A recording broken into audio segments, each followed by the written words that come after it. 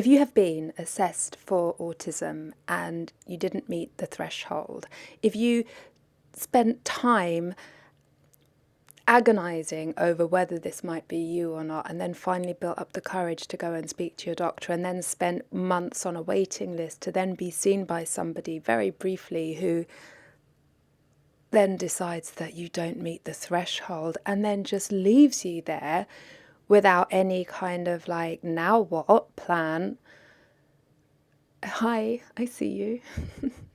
And welcome to the 11:11, where I attempt to speak for 11 minutes and 11 seconds about something today, obviously autism and the ADOS assessment.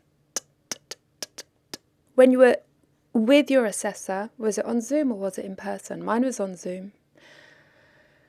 And there was an instant, ooh, I don't think we click. I can't read her. And I don't think she gets me. And I felt very self-conscious.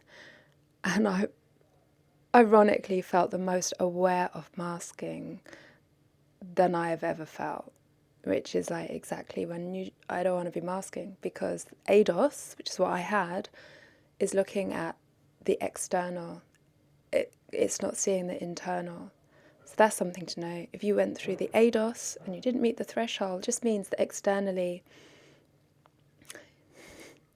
you weren't presenting in a obviously visual way for the assessor. Possibly you were doing that strange little thing that we do, masking, because you didn't feel comfortable. Or maybe second-guessing yourself. If, like me, maybe you were second-guessing yourself, like, oh, does it look like I'm trying to be? How will this behaviour be interpreted? Will she think I'm trying to be autistic? Better tone it down. Oh.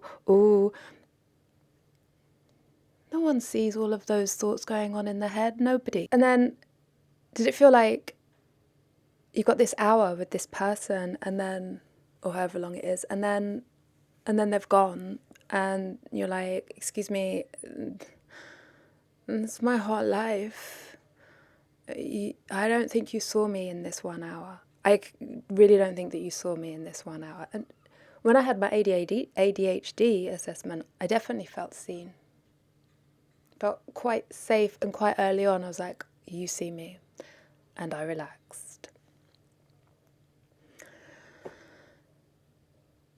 If you don't feel relaxed during your ADOS assessment, you are probably masking.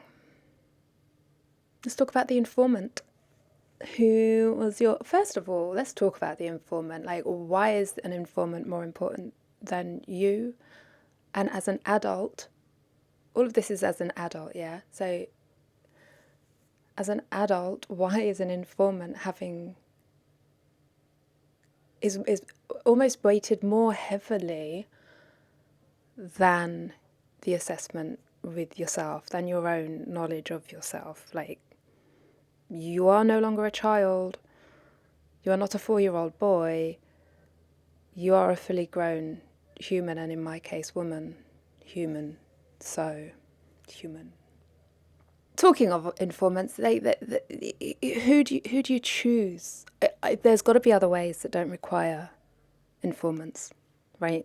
I don't know about you, but I was really encouraged very strongly that it should be a parent or somebody that had known me from childhood. I should have researched. I should have maybe had somebody else as my informant. But that's their recommendation, though. That's their recommendation, even when you're a fully grown adult and they are aware. Therefore, I would assume they must be aware that your parent is probably quite old and really can't remember when you were 4. They can't remember sometimes, what they did last Sunday. Do you know what I mean? So neither can I sometimes, And it did occur to me to have my bestie friend who's known me since we were tiny, and possibly that would have been a better idea, because the sun does not shine out of my arse for her at all, unlike for my mum, who was my informant. And I'm just utter perfection, as parents often think of their children as being utter perfection. Also, though, this is what occurred to me this morning while I was thinking about this, is what if she herself is autistic and has never known? And so then if you're somebody who is autistic but doesn't know that they're autistic, when your child is saying, or when somebody you know is saying, I think this is a bit, I do this and I think it's a bit odd, your response is probably going to be, no, I do that too. Of course you do. Because you're autistic. Basically, it is probable in fact, that if you are an adult that was seeking an autism assessment already, just by being an adult, you are not who this tool was designed for. This tool was designed for a 4-year-old boy, which is why you need an informant. If you're a fully grown adult, I would like to hazard a guess that you might not need an informant. You might.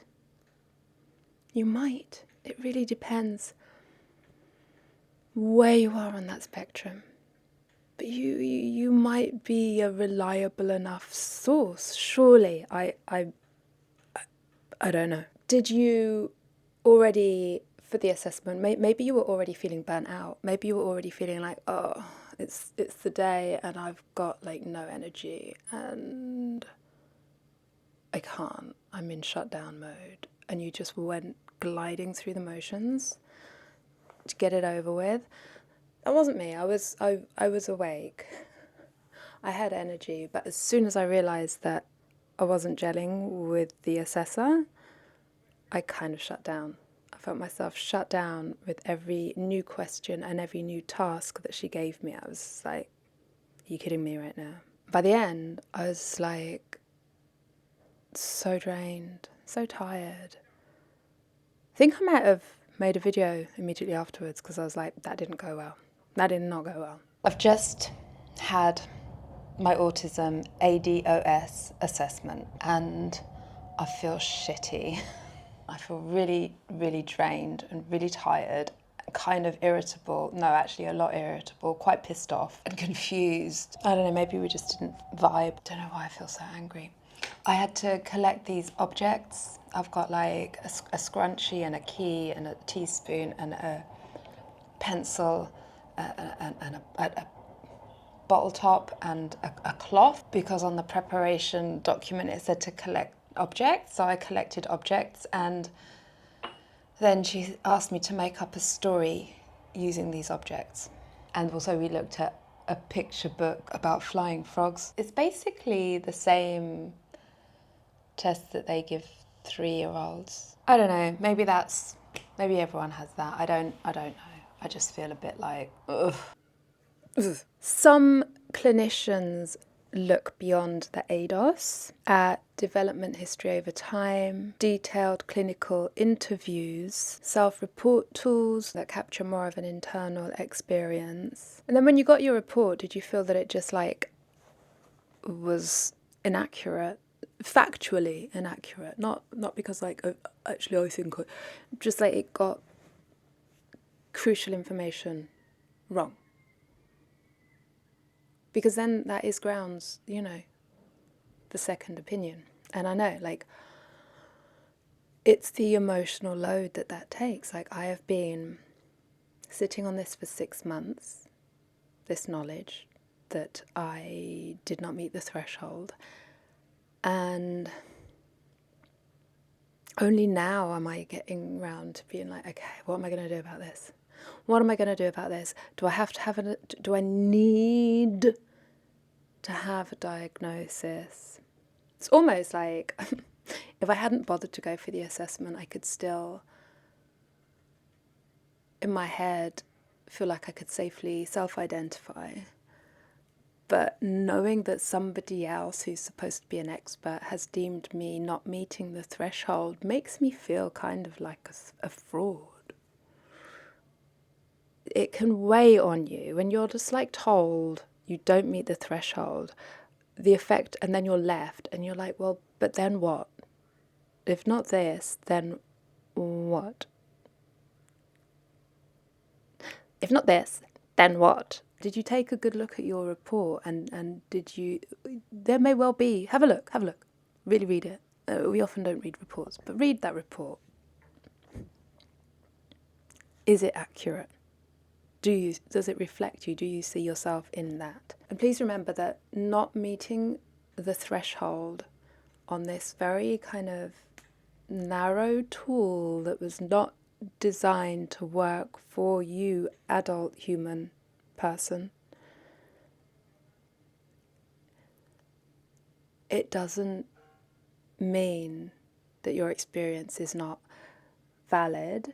It doesn't mean that nothing is there. It might mean that that was the wrong diagnostic tool for you on that day. That noise, can you hear that? Can you hear it? I think it's a car alarm, and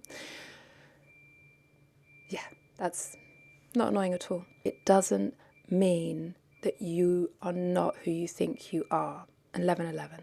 Thank you.